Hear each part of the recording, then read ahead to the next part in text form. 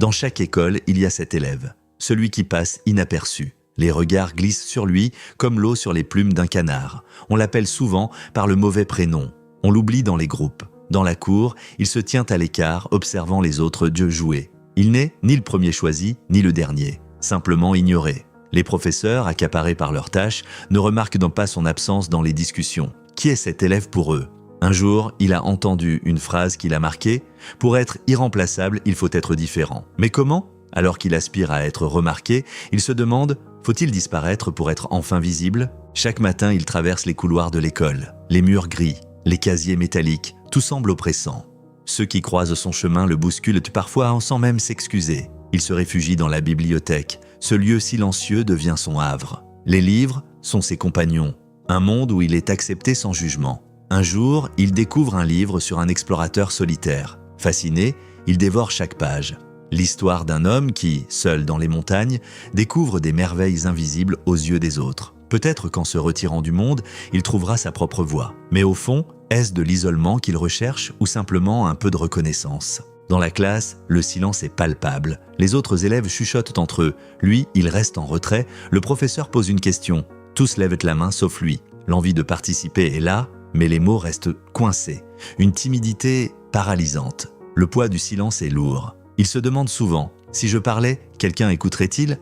Un jour, il se retrouve à observer un papillon. Il vole de fleur en fleur, invisible dans sa beauté. Mais il sait que sa présence est essentielle. Alors, pourquoi se sent-il comme un simple spectateur de sa propre vie ? Peut-être que, comme le papillon, il doit trouver sa propre fleur pour s'épanouir. Les mots peuvent le blesser autant que les coups. Mais pour lui, ce sont les silences qui font le plus mal. Les rires étouffés, les regards échangés. Il entend des moqueries, des murmures. Pourtant, personne ne s'adresse directement à lui. Il est comme un fantôme, présent mais ignoré. Un jour, il observe un groupe d'enfants jouer. L'un d'eux est moqué pour sa maladresse, mais il s'en moque. Il rit avec eux. Cette force, il l'admire. Peut-être est-ce le secret pour être accepté. Rire de soi-même. Mais comment faire quand le rire est aussi un masque ? Peut-être que disparaître est la solution. S'effacer pour ne plus souffrir. Il décide de s'éloigner, de tester l'effet de son absence. Les premiers jours, personne ne remarque rien. Les conversations continuent, les rires aussi. Il observe à distance, caché derrière un arbre. L'indifférence le ronge, mais il persiste. Puis, un jour, un professeur demande des nouvelles. Où est-il passé ? Les élèves haussent les épaules. Un vide se creuse. Petit à petit, sa disparition devient un sujet. Chacun s'interroge, que serait l'école sans lui ? Il comprend alors que l'absence peut être plus parlante que la présence. Mais est-ce cela qu'il souhaite vraiment ? Vivre dans l'ombre, espérant que son absence pèse plus lourd que sa présence ? Un matin, il ne se présente pas à l'école, les heures passent et le murmure se propage. Où est-il ? Certains commencent à s'inquiéter. Les enseignants prennent conscience du vide laissé.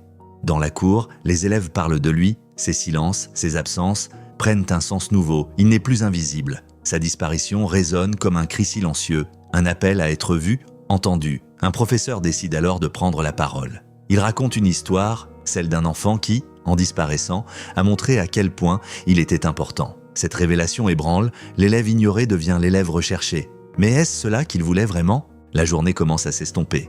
Les couloirs se vident, peu à peu. Mais une question demeure. Que faire pour qu'il revienne ? C'est alors qu'un élève prend l'initiative. Il propose d'écrire une lettre collective. Un message pour lui montrer qu'il compte, l'idée séduit. Chacun contribue de quelques mots. Tu es important, reviens, on t'écoute maintenant. Le lendemain, la lettre est glissée sous la porte. L'attente est palpable. Leurs mots seront-ils suffisants pour combler le vide ? Pour faire revenir celui qui, par son absence, a su toucher les cœurs ? Le jour suivant, il revient, timidement. Il franchit les portes de l'école, le cœur battant. Les regards se posent sur lui, non plus avec indifférence, mais avec reconnaissance. Les élèves s'approchent. L'un d'eux tend la lettre, les mots sont simples, mais ils touchent. Tu es important. Il ressent pour la première fois le poids de l'acceptation. Il n'est plus le spectateur invisible de sa propre vie. Il devient acteur, participant. La reconnaissance des autres lui donne une nouvelle force. Peut-être que, finalement, il n'était jamais vraiment invisible. Il avait simplement besoin d'être vu à travers les yeux de ceux qui l'entourent. À présent, il marche avec confiance. Chaque pas résonne comme une affirmation. Il s'assied au milieu de la classe, entouré de ses camarades. Les discussions s'enchaînent. Il participe, timidement d'abord, puis avec aisance. Les mots ne sont plus un obstacle. Ils deviennent des ponts vers les autres. Un sourire s'échange. Une question était posée. Il n'est plus seul. Un jour, en quittant l'école, il s'arrête pour observer le ciel. Les nuages, autrefois lourds et menaçants, s'écartent pour laisser passer la lumière, une lueur d'espoir, car chaque jour est une nouvelle chance de briller. Et si, après tout, il avait toujours été là où il devait être? Être présent, c'est être vu, être entendu. L'absence a révélé sa présence. Il réalise que chaque individu laisse une trace, même lorsqu'il se pense invisible. Les autres élèves l'accueillent avec bienveillance. Ils ont appris que chaque voix compte. Lorsqu'il s'exprime, tout s'écoute. Un regard, un mot, un geste. Tout devient précieux. L'école, autrefois imposante et froide, devient un lieu de rencontre. La solitude s'efface au profit de l'amitié. Il découvre que la véritable force réside dans l'acceptation de soi. Et dans le regard des autres, il trouve la reconnaissance. Un doux rappel que nous existons à travers nos interactions. Il comprend qu'il n'était jamais vraiment invisible, que son absence était sa voix, le cri silencieux d'un cœur en quête de reconnaissance. Et si parfois il faut s'éloigner pour mieux revenir, dans l'ombre, il a trouvé sa lumière. Les autres élèves ont appris à écouter, à voir au-delà des apparences. Ils réalisent que chaque silence cache une histoire qui mérite d'être entendue. Il décide alors de partager la sienne, d'aider ceux qui, comme lui, se sentent invisibles. Car chaque voix compte, chaque présence est précieuse. Et parfois, il suffit de tendre la main pour révéler la beauté qui se cache dans l'ombre. Nous sommes tous à un moment cet élève, celui que l'on ne voit pas.